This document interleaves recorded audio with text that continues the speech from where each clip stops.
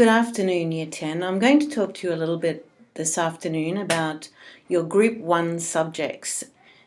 You can choose to do literature or language and literature, and I'm sure that you already know a little bit about both, especially if you've been talking to other students in your success group. I'm going to start with a short little video that gives you an overview of what it's about, and then I'll talk to you a little bit about the differences between them.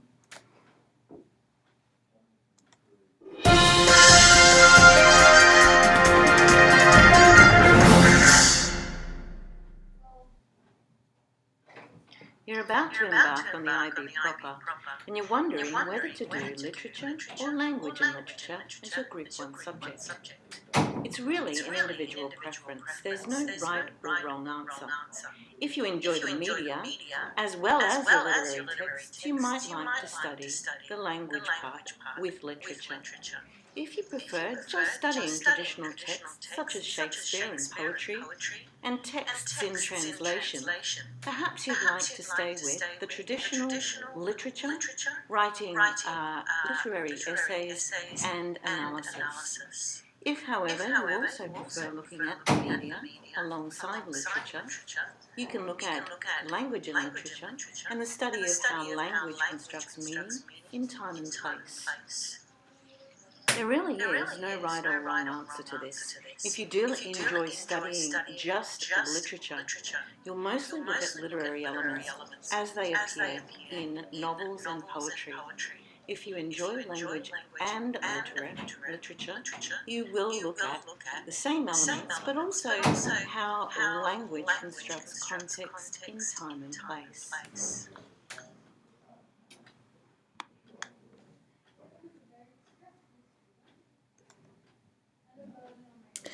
So hopefully that made sense to you.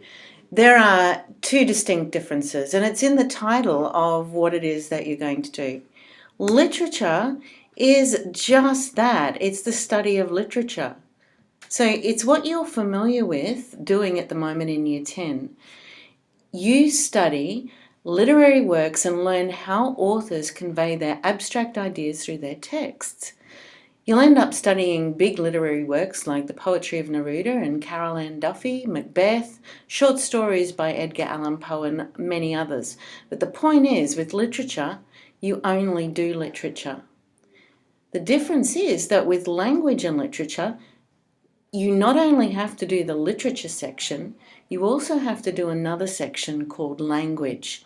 So language and literature is grounded in the real world. For the language section. Out of the text you will study, half will be looked at with a full literary perspective, so the same as the literature students, while the other half will be based on language in a non-literary context.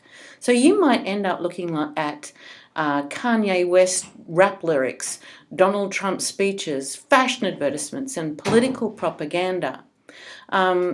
You'll also study big literary works like the literature students, Macbeth, poetry of Bruce Dorr, and short stories by Edgar Allan Poe. So I guess the main difference is literature is a little bit more traditional, and language and literature adds that element of real world experience for you. So it doesn't matter which one you do, language and literature or literature, you're going to be doing these things. You have to have a personal appreciation of how language works in literature. So it's an understanding of language choices. You'll have to have an understanding of the formal, stylistic and aesthetic qualities of text, so how they're structured, how they're put together. So poems are written in stanzas, novels have a narrative arc, and so on. You will need to have strong powers of expression, both written and oral. You are required to do written assessment and oral assessment in both of the courses. You need to have an appreciation of cultural differences in perspective. So both of them ask you to understand how, depending on culture, or the place a novel or text was written in, there might be a different meaning intended. And finally, you have to have an understanding of how language challenges and sustains ways of thinking in different times and places. So everything that you have been doing to this point in time in Year 10 English leads into both courses. I'm going to give you a little bit of an example of how the course begins for both subjects. So let's have a look at language and literature. When you start language and literature as a subject, you will begin with a topic called language and cultural identity. And that's exactly what it is. It looks at real world texts, and you'll look at newspapers, blogs, websites, photographs, even art, film, and you'll have a look at these topics: how language and power work together to create meaning, how language and gender work together to create meaning, language and censorship, so that looks at why we don't say certain words in certain situations because they're inappropriate. So why is that so in certain situations? And we look at language and identity and how language is used to construct identity for different groups of people. You'll have 2 items of assessment in this first part of the course. One will be a written task, and one's called the FOA, which stands for Further Oral Activity. And that's an oral, obviously. Now focus just on literature. So if you are a student who decides to do literature, while language and literature students are doing that, you will be looking at 4 texts. The first one is a novel called The Secret River. It's an Australian novel. The second one is a group of short stories in an anthology called Sardines and Oranges. And they're short stories from Africa. You'll look at a play called Stolen, which is Australian and looks at Aboriginal identity and the stolen generation, and a non-fiction text which was written a few decades ago, and it's stories from people who really did experience being taken from their parents as Aboriginal children. From those 4 texts that you study, you end up doing an assessment item, only one, which is called the individual oral presentation for the IB. So 2 assessment tasks for language and cultural identity, language and literature, and 1 assessment task for literature in the first part of the course. An example of the sorts of things you could expect to do in that first part of the course might be language and literature.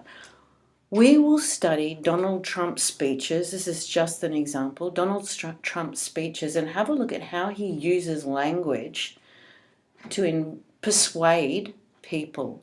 So his is called the language of power. We might also look at how language constructs cultural identity. So for Australians, a typical colloquial piece of language might be g'day. Words like biscuits, words like lollies, all of these sorts of words are typically Australian and construct our identity and how we see ourselves compared to other cultures. Americans use completely different sets of language groups, such as SUP, for short for hello, I think. That's how much I know about American language. But they also create their own identity through their language. We also look at how language constructs gender. For example, a female might say, well, I sort of looked at him and then he kind of looked back, then I guess he kept looking. A female tends to use a lot more phrases when they're saying something, and they tend to add in hedging statements such as I sort of, I guess I, kind of. Whereas a masculine statement might be I looked at him. So it's much more direct. We look at how language constructs identity, and I put that lovely picture in there of Tony Abbott because we also look at how visuals construct meaning. For example, this might have come from a newspaper, and the newspaper has chosen this picture of Tony Abbott on purpose. They want to make him look silly. So they chose one where his eyes are all sticking out and he looks like a bit crazy. So they're trying to make us think that Tony Abbott is crazy. On the other hand, the students doing literature at the same time, they'll be looking at those novels and plays and non-fiction texts that I said, and they will look at how the imagery is used in the text, how the structure of the text works to create meaning, and how those features construct the themes that are explored in the texts. In that first part of the course that is running alongside each other, language and literature students will have to do 2 assessment items. And I want you to remember, if you choose language and literature, there is quite a bit more of an assessment than there is in literature. Okay, so just bear that in mind. You will do a written task, and I've given you a couple of examples of the types of written task that you might do there.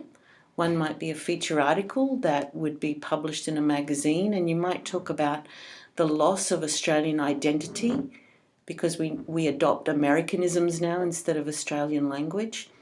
Or you could write an interview transcript with Steven Pinker about how women use indirect language and men use direct language and how that causes conflict in our society. The FOA, or the oral, you need to find your own, topic in society to talk about. And this here is an example from last year. One of the students painted a picture of how we treat Muslims, in our community, and they deconstructed their visual that they created with the language from various news articles and talked about that. In literature, you do what is called the IOP. So you have to present an oral on a topic that you make up, and I've got a few topics there that you might choose to do. Okay.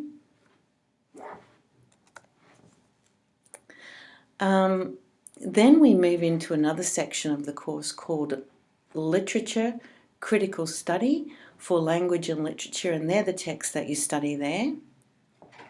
And in literature, at the very same time, you'll be doing your works in translation, and they're the texts that you study there. So the courses differ a little bit in the first year, but by the second year of the course for both language and literature, you're heading towards those final exams, and both of you will have to do a paper 1 and both of you will have to do a paper 2. And I thought that I'd just sort of conclude the differences between them by showing you how you would read Itsy Bitsy Spider, a well-known nursery rhyme, in language and literature, and how you would read it in literature. So I'm sure that you're all familiar with the nursery rhyme, Itsy Bitsy Spider.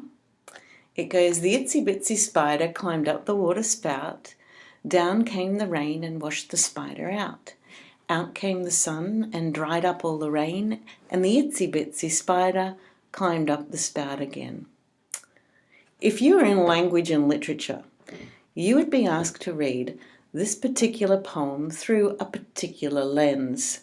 So one of the lenses through which you could read it is a Marxist lens. So therefore you would talk about that little nursery rhyme like this. The spider symbolises the proletariat and their ongoing struggle against the bourgeoisie. You probably wouldn't talk like that, by the way. The waterspout is the myth of equality and the American dream. The spider continues to doggedly scale its heights, only to be denied the fruits of its hard work. The rain is the bourgeoisie impeding the progress of the spider and standing between him and his ultimate goal of true freedom and equality. The rain also embodies man's inhumanity to man.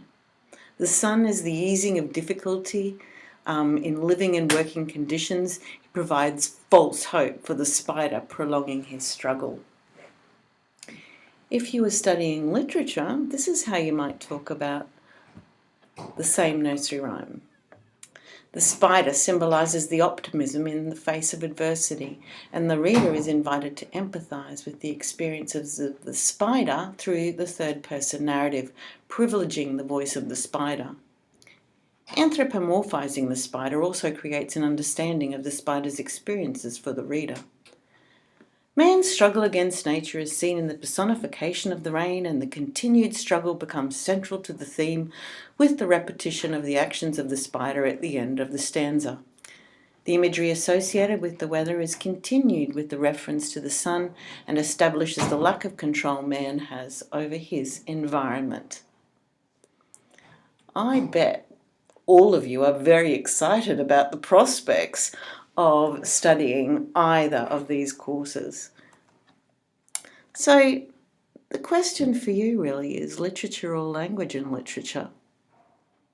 If you want to study literature, you're looking at the traditional approach to literature, studying it, understand the literary devices and how it creates meaning. If you want to study language and literature, you've got that still. But you've also got the added element of looking at language in everyday texts, blogs, text messaging, film, that makes it, I guess, a little bit more relevant.